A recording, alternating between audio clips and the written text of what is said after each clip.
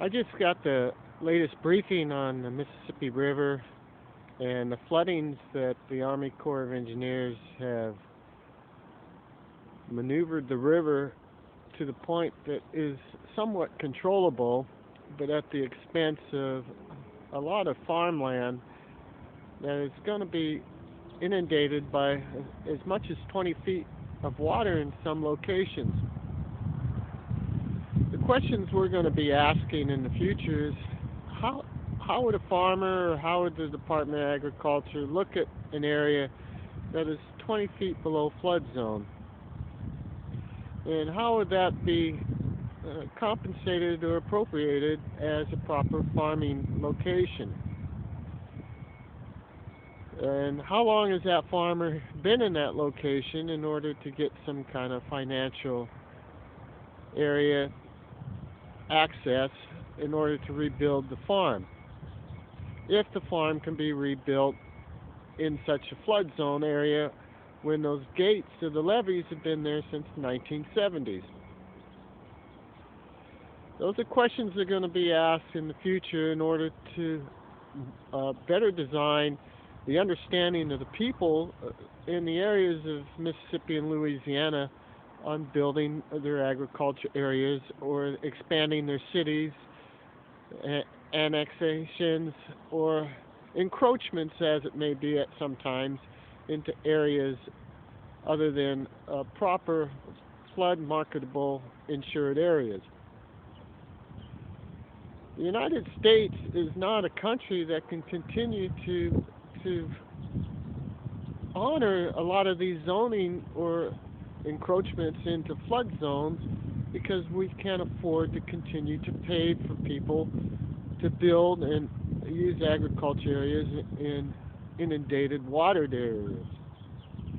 Mississippi has been there a lot longer than the United States.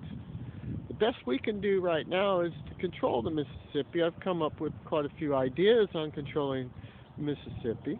I've come up with some ideas of tunneling between the Idaho areas and of the Madison River, and which is part of the beginning of the Missouri, and then check damming it all the way into the main arteries of the Missouri, from all the way from Idaho, because we'll break the divide through a tunnel so we can balance the waters through reservoirs up in that area, the top part of the Missouri, and control a little more of the upper part of the Mississippi. That's one idea that we're exploring and we're approaching in as engineering.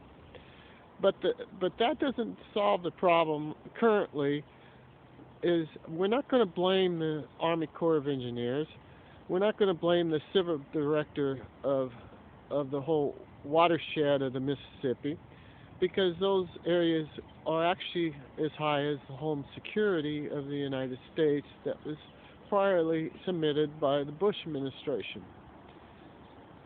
But we are going to look closely at how these farms were built and why they were built in those locations, and were they given the opportunity for cheap land in order to build with the understanding that you may move, but then you can come back and build again. I don't know if that's some of the questions that would be asked, but that's something I would ask.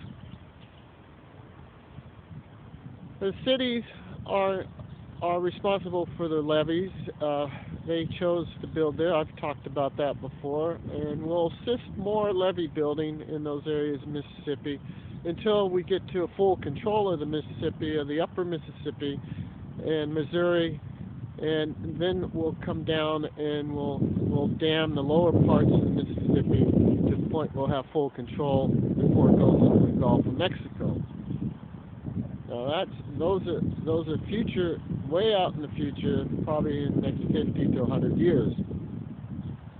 So there's a lot of work to be done in that area, and the Perea administration will continue for quite a while, since we are basically founded on the War Department, which is James B. Porter of John Quincy Adams is where our administration began.